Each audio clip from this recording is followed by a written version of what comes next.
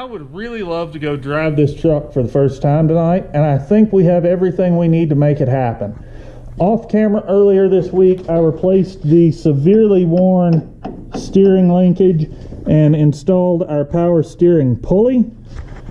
Tonight, we need to install the serpentine belt, bleed the power steering and Hydro Boost system, and then I'll show you what we ended up doing for tires, which I think you're really going to like. So, now, you may notice this is a brand new belt I'm taking off, and the reason for that is something we need to talk about. There are actually 3 different size belts that can fit a 7.3 liter Super Duty. The first is for the trucks with 2 alternators. If you have a dual alternator truck, that gets its own belt. But then, for the trucks with single alternators, you have 2 different options. You have one with a cold weather package and one without a cold weather package. The one without the cold weather package is longer than the one with the cold weather package. There are 2 ways to avoid buying the wrong belt. The first is most places can look it up off your VIN number. If not, you can always call your dealership. They should be able to look it up and tell you which part number belt goes to your truck. Your other option is to just take your old belt with you. As long as nothing seized, the belt didn't break, you didn't lose a giant chunk of it, take the old one in, match it up to the new one. Or most parts stores will always let you buy both if they have both in stock, and then just bring back whichever one you didn't need. Down here at the power steering pump, you have a pressure line that comes off right here and goes right there. That line has a little Teflon seal on it, and if you buy a new pump or a new line, you're probably going to get one of those seals with it. When you go to change these out, take your new ones and drop them down in a bowl of warm water. Doesn't have to be hot, that's just out of the sink, but it softens them up just enough that they should stretch on the fitting more easily and not be permanently stretched afterward. So I tried to record this. I don't think the camera saved it, but I just had to split the nut on this T-clamp because it's stripped. I hope the threads are okay. Let me pry it off. We'll find out. All right, so the threads on the T-bolt seem to be okay. They don't look damaged. They're 1/4 by, I think it's 24 threads. They're a fine thread 1/4 inch. Fortunately, I had some fine thread 1/4 inch lock nuts, so this is just a minor inconvenience, and we should still be able to drive this thing tonight. So we're ready to bleed our power steering system, and let me explain the difference in bleeding and flushing if you're new to this. We're not flushing this tonight. The reason we're not flushing this is because this system has mostly new components. The pump is new, the reservoir is new, the booster is new. The gearbox will have a little bit of oil in it, but not much. The cooler has been cleaned out, lines have been replaced, other lines have been drained out. The whole system has been drained as much as it can be drained, and I'm not worried about the amount of fluid in the gearbox. Now, if you're just doing general maintenance and flushing it, there's going to be one difference in the procedure, and that difference is right here. You'll come over here to your Hydro Boost and remove this line right here on top. Connect a piece of 3/8 rubber hose to that metal fitting, run that hose over your fender into a drain bucket, and then you will do exactly what I'm about to do to bleed the system, and you'll just do that until you start seeing good clean fluid coming out your line. When you see that coming back, you'll reconnect the line that goes down to the power steering pump and then bleed exactly like we're about to bleed. So to bleed this, I've got the front end jacked up. You can see the jack down there. That's just to take the weight off to make steering a little bit easier. I've already put about 1/2 quart in the power steering reservoir. That's all it's going to hold with the truck not running. So the next thing we're going to do is start the truck and basically just cycle the whole system. I'm going to pour in fluid as much as it'll take. When it stops taking fluid, then we're going to mash the brake pedal to activate that Hydro Boost unit. We're going to steer the truck to move the oil that might be in the gearbox, and we're just going to activate all the functions to make sure we get all the air out. And yes, I've had the block heater plugged in for like an hour, so we should be okay. I hope. One really important note if you're doing this is these trucks do not use power steering fluid. They use automatic transmission fluid in the power steering system. If you have an automatic transmission, this is a totally separate system. It fills on the back of the power steering pump and doesn't have anything to do with your actual transmission. Just don't put power steering fluid in it. Most guys recommend Mobil 1 synthetic ATF. That's what I'm running.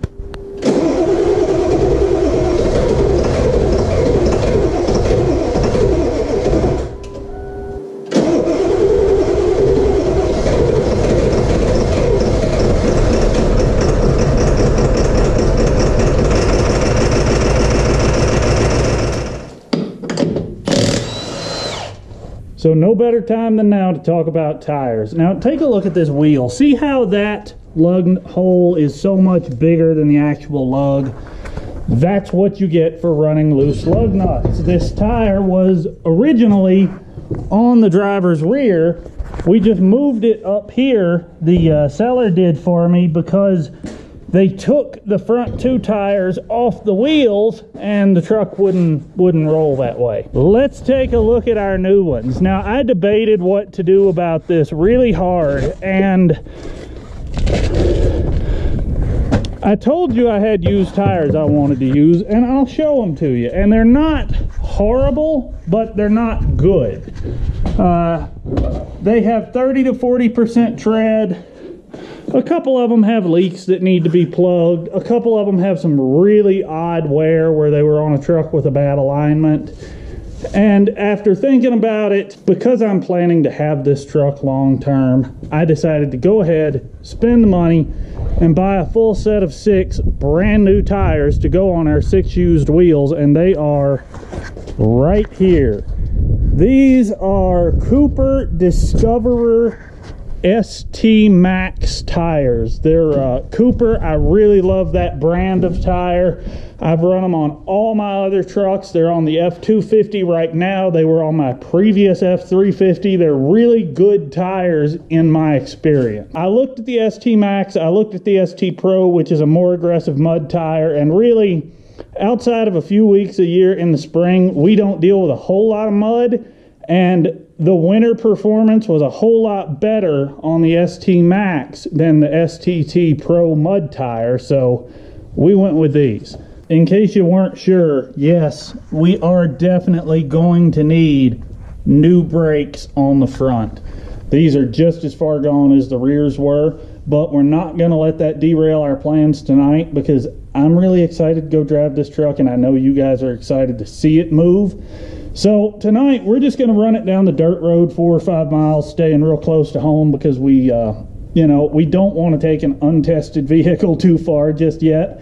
And I do want to go test it now, just because while I'm at the auto parts store tomorrow to get brakes, I can pick up anything else glaringly obvious that may jump out at us, because I'm expecting to find issues with this truck for the first few thousand miles. Hopefully nothing catastrophic, but I already have a really good feeling we're going to be needing some injectors here before long. We'll talk about that in another video. For now, let's get some tires on.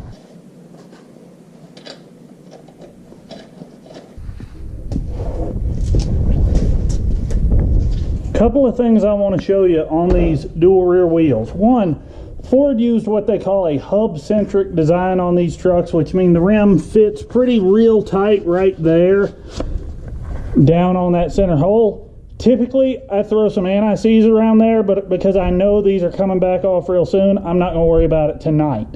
The other thing you got to look for with dual rear wheels, when you're putting them on, pay attention to these holes. Line your inside valve stem up with the hole on your outside wheel. That way you can reach in there and get to it with a tire chuck without having to take the outside tire off.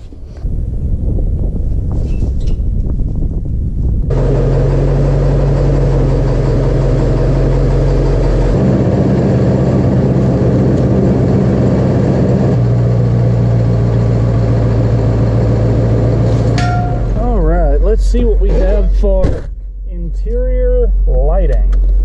Hey, we got headlights, that's 2. All right, and dome lights, nice.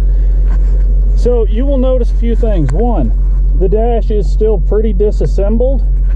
That's because it's full of dust and dirt and it's really kind of nasty back there, and I want to clean it before I put everything together. 2, these are the Spaniels. If you follow Instagram, you probably saw this the other night, but this one here, the adventurous guy, this is Tuxedo. He's our little spaniel that thinks he's a shepherd. And last night, a friend of ours, a lady dumped 2 spaniels at her house, basically, and lo and behold, it's Tuxedo's mother and Tuxedo's sister. So as soon as we found out, we picked them up, we brought them home. They were in really nasty shape. Little girl here particularly, her hair was so matted, she could not move her rear legs. We're moving. I feel a serious boost leak somewhere. You can kind of hear it too, it's that whistle. Boy, I can hear, this factory bed is so beat up, I can actually hear it rattling as we go over bumps. Yeah, I don't want to go too far on the first drive, just in case something does decide to get funny. I gotta find that boost leak. Hopefully it's just a loose boot. I'll probably go ahead and replace all 4 of those boots though, and the Spider boots. And I've got something flashing every so often down here on the dash. When we get it back in the light, I'll have to see what that is. I don't like how it's shifting. I'll give it a transmission service with fluid and a filter and see what kind of difference that makes. The way this truck drives, I'm pretty confident it has been tuned at some point. I think somebody threw one of those inexpensive OBD programmers on it. I'm really not crazy with the way it drives. I'm not entirely thrilled about it, but it is all fixable. Fixing that boost leak will be a big step. Servicing the transmission should do a lot for it. All right, we're back from our first test drive. It held together. I did notice a few things we're going to have to address. There's a coolant smell coming from somewhere. I need to check our power steering fluid. We got to do front brakes, and I want to service the transmission and see if I can see what's going on there. I hope you guys enjoyed this video. Thanks for watching. Subscribe if you haven't, and more later.